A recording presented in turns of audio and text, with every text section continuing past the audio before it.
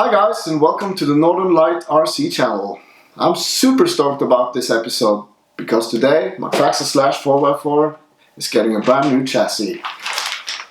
And it's the Shining Star chassis version 2.5f. So if you want to skip my yapping and go directly to the build, then go to the time code that I will put somewhere on the screen somewhere. Otherwise I'll start talking. I started track racing my Slash a little over a year ago, and it's been a great truck to start learning how to race. And there's a sea of upgrade parts available out there, so you can evolve together with the car. And it's been a great truck, as I said, but suddenly I realized that I cannot compete with the TLR, the Associated or the Techno RC trucks. So I had to start investigating because I really want to see how far I can get with the Traxxas Slash. It's a great truck, and I'd like it to be competitive on the top. So I did some investigation and I found the Shining Star chassis and started learning a little bit about the story of this company. And it's one man, it's Mark Solomon, that's running it, and he released his first aluminum chassis for the Slash back in 2011. And that was 1 year before Traxxas released their LCG chassis, so he was in front of that, and he's been on the ball ever since. He's been giving out the version 1, 2, and now 2.5f, I believe. And he started out with normally the aluminum chassis are in two stories, so two decks. There's the bottom one that goes underneath the diff cases, and one that goes on the top to stiffen it off so it doesn't deform. But that's not opening up for a lot of flex. It's totally stiff, so there's no tuning opportunities. And what the version 2.5f is really great for, it says on the box that it's the first flex-tuned split-top plate RC chassis to host a single-shaft 4-wheel driveline. So what that means is, I can take off the lid. Instead of doing a complete, the bottom, and then you have the top plate that goes from here to here. Instead of doing that, he has split it up, so it's a part that goes over the motor, and also a part that goes all the way to the servo, I believe. And to stiffen off the chassis, he has kind of a spine, I think it calls it, and with opportunities of setting in, I think it's 3 screws, and you can pull out so that you get more flex into it, so you can tune it. Okay, so time to open up the package and see what's in there.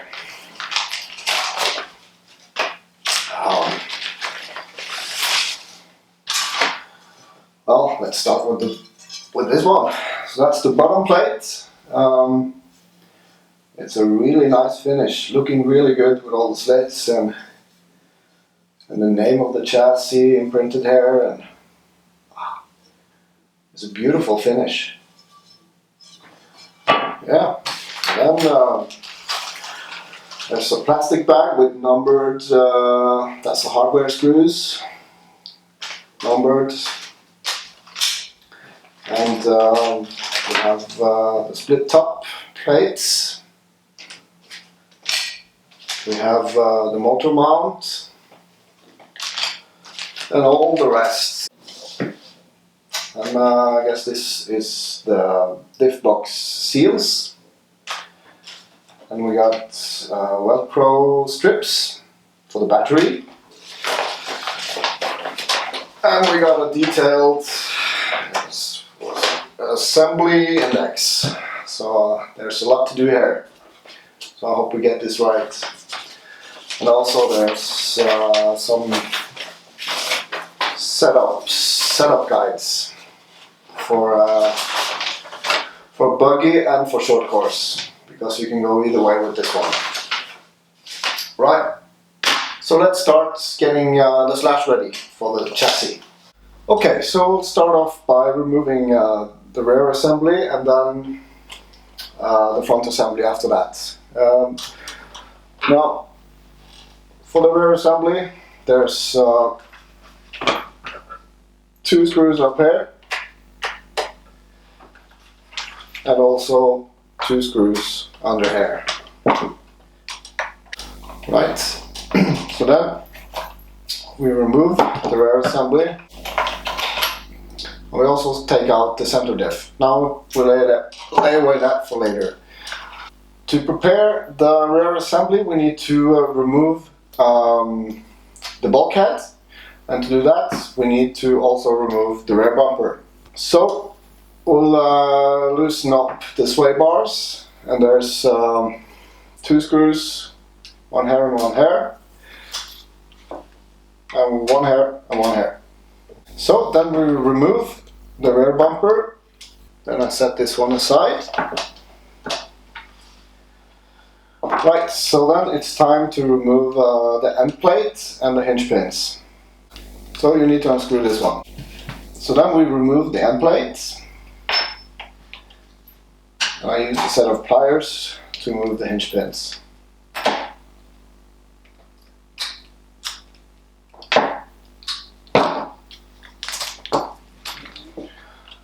So then there's 2 screws left to remove. So then I remove the bulkhead and I set the rear assembly aside. Now the bulkhead is no longer needed. Okay, so then it's time to remove the front assembly. But first of all, I will remove the center driveline and set aside. And then I have to start with loosening up the sway bars, and there's 2 screws here. And also, now bear in mind this is the RPM front bulkhead.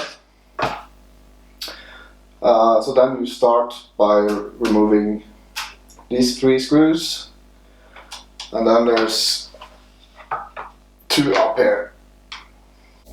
Okay, so then we can start disassembling. I need to remove this screw from the servo horn.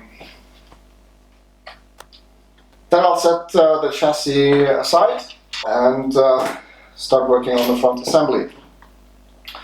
Now first I want to remove the steering link, or the bell crank, the steering bell crank. And you remove that by these 2 screws. Then you can start removing the steering bell crank. Right. So you need to take care and keep the bearings. For that, I got the 2 bottom bearings here, so I need to remove those. I think I'll do it by gently. Oh wait, I can do it by hand. And then I put the bearings back into the bottom of the steering bell crank. Now set this aside, you don't need it anymore. Then I'll move on to removing the front bumper. On this one, which is T-bone racing, I got 2 screws here and 3 screws here. Okay, so then you remove the front bumper. Now it's getting dirty here. I thought I had a clean truck, but apparently not. And then I set the bumper aside for later. And just like the rear assembly, I need to remove the end plates and the hinge pins.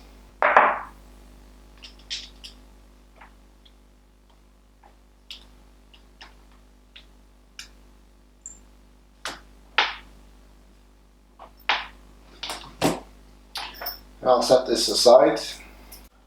Right, so then I need to remove these 2 screws here before I can remove the bulkhead, the front bulkhead. So So then I can remove this and I won't be needing this anymore. Okay, so now the front assembly is ready to put away. Okay, back to the chassis. Now we need to remove the rest of the things that we need, which is basically the electronics. So I'm removing the motor, the ESC, the receiver box. I'll also remove the antenna, just in case I need it. The servo and my MyLapse transponder. Right, so then I can put all my electronics to the side and save that for the build. Now I'm basically done with the disassembly, and then I can start the fun part, which is assembling the new chassis. So this is basically the old chassis, which is not going to waste. I'm gonna use this for spare parts and some nice upgrades for my basher. Right, so let's get started. Step number one is assembling the battery straps. And we're going to need the hardware package 1 and the C1 parts. So that's the spine, and then there's some battery blocks, and then the hardware. We start by placing the battery straps into the slits. Soft side up, of course, 1.7 inches beyond chassis outer edge. So let's pull them into the slit. We're going to have the outer edge battery blocks. Those are the two short ones, so these two with the shiny side up. Apply red thread locker, it says. Now, I've been discussing this with the guys in the club, and pretty much decided that I will go blue thread lock all over, and I'll see if that holds. I'm going to let it sit for 24 hours to harden, and I'm going to see how it turns out. And if it doesn't work, then I'll go over to using red. I'll be keeping a close eye with that. So then start by finding the shiny side. So I put the battery on block, and I put the two of these screws with the thread lock. So the next step is the spine. Shiny side up again with the through hole up front. So I guess there's one bigger hole here, so I will have that up front. And then we're going to use 3 of those screws and set in one there, and one there. And I'll apply the thread lock, of course. Then I'll make sure I got it nice and tight fit before I tighten all the way up. Okay, so the next step is the center support post. So there's a shorter side here and a longer side here, and the shorter side is to be up at the top. And there's this little longer screw in there that we're going to use. And we're going to mount it on top of the spine. Right, then it's time for the front and rear battery blocks. Now the largest one with the rubber on is supposed to be in front, and the other one in the back. Now I'm going to do a little test with my battery, and I think that I like to mount it in the front hole at the very rear end, like this, and like that. I don't tighten all the way at first, so I like to check the fit first. So I'll put my battery in, and I'll place it like I want, and I give it a little bit of room for heat expansion. Right, moving on to the rear and front A-arm mounts, which is in C2 and C3. And also it's time to open up the hardware package number 2. So we'll start with the rear ones. We need to find the shiny side. That's supposed to be up. So this one goes here, and this one goes here. So I'll apply some thread lock, and I'll screw these in from the bottom side and fasten with the nuts afterwards. And move on to the front. So it's basically the same thing. So only the front one goes all the way through, and the rear one is from beneath. So I'll start by screwing them in, applying of course the thread lock. Now it's time to apply the diff case seals, which are marked with rear GB and front GB. So I'll start with the front one. Alright, so then we put the front diff seal in here. I had to slice away a little bit on the edge to get a fit here. Then I'm gonna take off the glue and glue it, and then afterwards we're going to make the 4 holes underneath, right here, here, there and there. And then I can apply the seal. Make sure everything is well in place. So then I'll use a small hobby knife to carefully cut out the holes. So then the front one is in place. Then we'll start with the rear one. And the rear one consists of 2 different thicknesses. So the thickest one will go in the back, and then followed by the thinner one. So I'm going to check for fit and see that I can get my diff case in place. Looks like a good fit. So once I have the fit in place, I'll glue it on, and then I also will have to cut out the 4 holes. Right, so then all the holes are done in the seals.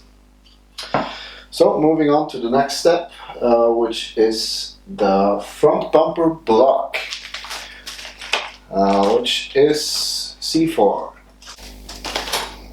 and it looks like this. So a hole through, and there's a hole in the end. And also we're gonna open the hardware bag number 3. Gonna need this one, the M4 screw, and that's gonna be in there as a guide for now. We're installing it to the front here, with the hole facing frontward and the hole upwards, like this. Right, so I'm not going to tie it down. So moving on to the steering posts, which is in bag number C5. And we're using the 2 alloy screws for that, the 2 black ones. And basically they go into these 2 holes right here.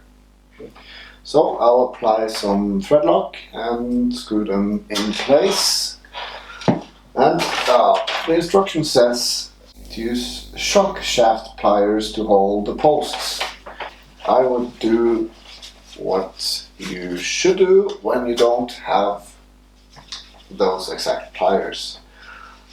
I'll just use some paper, and then I'll hold them like that, not to scratch them.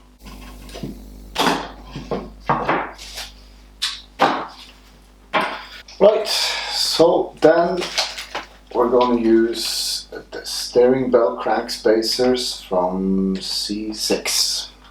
We'll start with the thick ones. There are 2 thick and 2 thin ones. Then we put on the 2 small bearings from the steering belt crank, the original one, onto the steering posts. Now that is a tight fit. I will have to work a little bit on this one. Right, so it took some negotiation to get the bearings in, but now they're in there, and let's move forward. So now we got a little extra piece for the diff seal, which is a little strip that's supposed to go right here. If we have a look on the front diff box, you can clearly see that there's a little notch right here.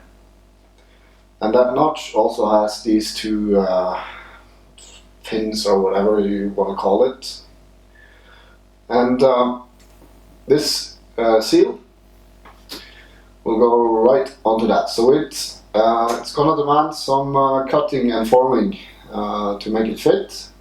So I'll get started. I'll mark up these 2 taps first and cut them away, and then I'll do the holes afterwards.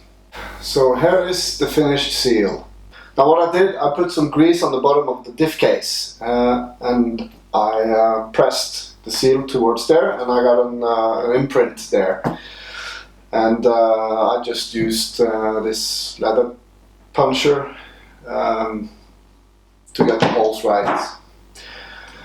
So it should be a perfect fit now. It's like that. So then I'm going to mount this to the chassis. Then I'll just line it up with these 2 holes on the seal that is already there. Right, and it's done. So now it's time to slap in the steering belt crank. I've loosened it from the rest of the front assembly to make the job a little bit easier. So I'll just slap that on there. And now it's time to try to get the bearings down into there. It's gonna take a little bit of effort.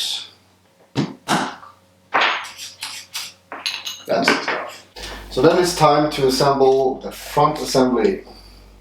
And we're starting with placing the diff box just right. Making sure the seals are sitting correctly. Like that. So then I put the A-arms into the A-arm blocks so that I can put in the hinge pins. Now before I put in the hinge pins, I want to do one little thing. I'll put a little bit of bearing oil on the hinge pins so that they don't bind in any way.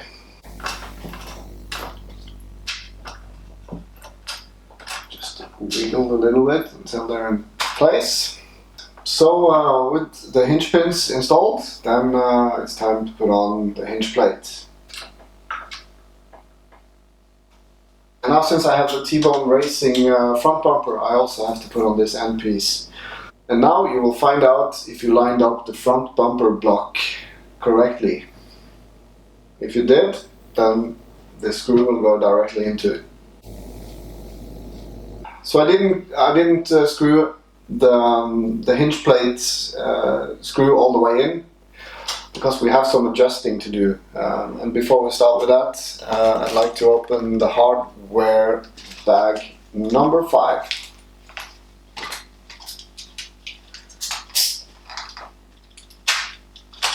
And first of all, we're going to be needing 4 of these. So earlier, when we installed the front bumper block, we screwed in this one, and this will have to line up with the middle screw of the front bumper. Right, so I started securing the diff box by tightening these two screws in the back, and I will have to remove this and put in the bumper. I'll start with the middle screw, and then I can see that it doesn't quite line up yet, so I'll loosen the hinge plate a little bit so that we can push it a little bit back. Right.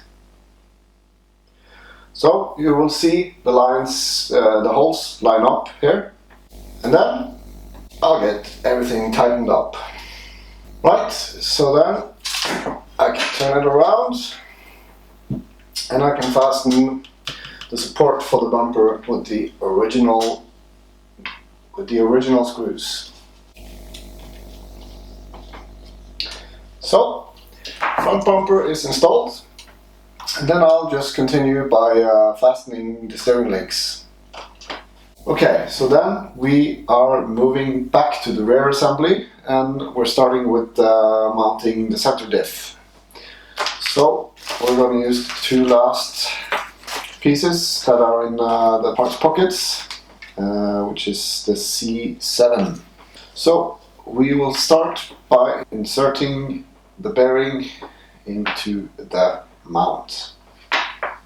The bearing is now in place after a fight not worthy of being on camera, so I guess a clamp would do the job. Right, so now we're mounting the center diff mount on to the chassis, and we'll be mounting it from beneath on these two holes. This side with the holes in facing forward, and the biggest hole downward, so like this.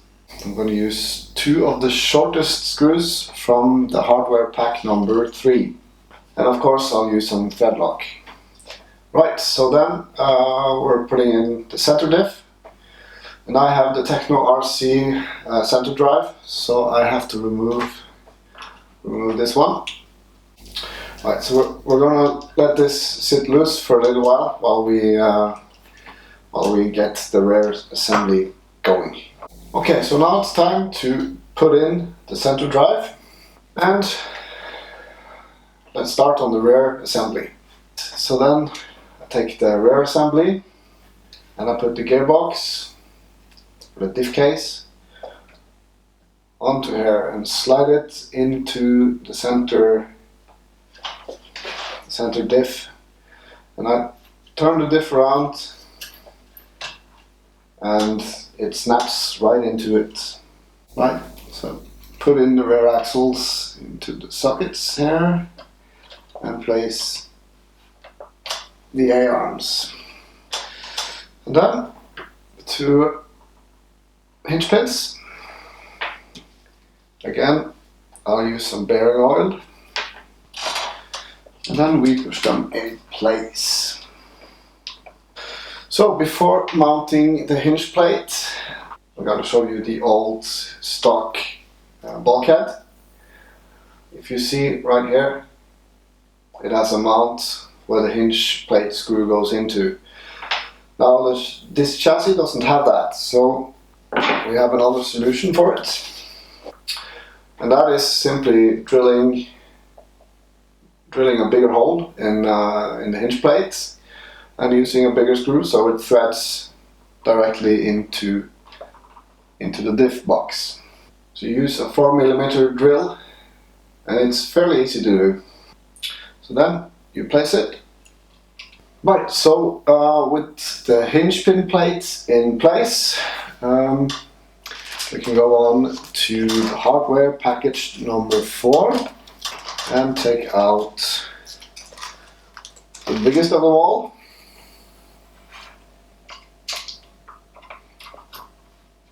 And screw it in place.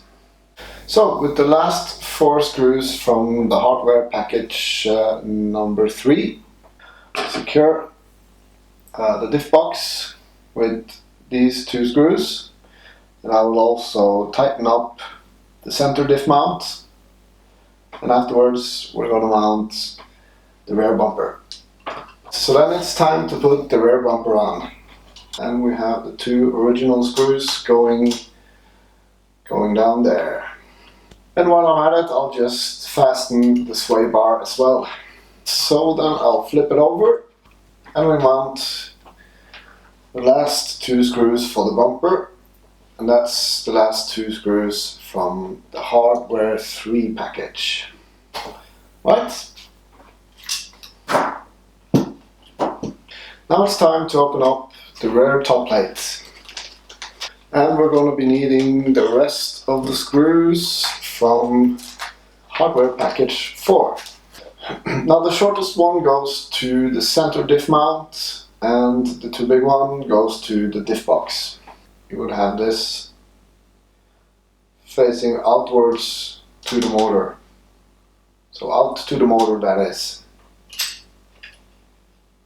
And I'll apply some thread lock on the diff mounts. Now before I start installing the servo, I want to zero it out, and I want to put on the servo horn so that I don't have to do that while on the car. So I've hooked up the servo to the receiver and also to the ESC and battery, so I can zero it out. And I will just turn on the machine.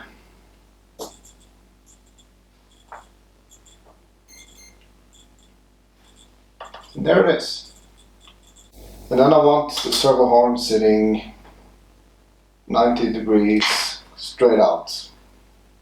So then it's time for the front top plate. I'm going to open up the hardware pocket number 6. Now, we're going to mount the servo before we mount the top plate. So we need to figure out which one of these it is. It's not the longest one and not the shortest ones, and it has to be forward. And then there's also nuts. The plate will sit like this when you're driving that way. So you can identify the top side by this, and you want to have the servo sitting from, sitting from underneath like that, with the screws going downward and the nuts under. And I'll thread lock the nuts. So now this is mounted, and I'm going to put on my antenna. There's a hole right there. And what I did here, I took off this tip and I cut it in 3 pieces. Slid one up to here, and I stick the tubing through, and I close it off with one underneath. There we have it.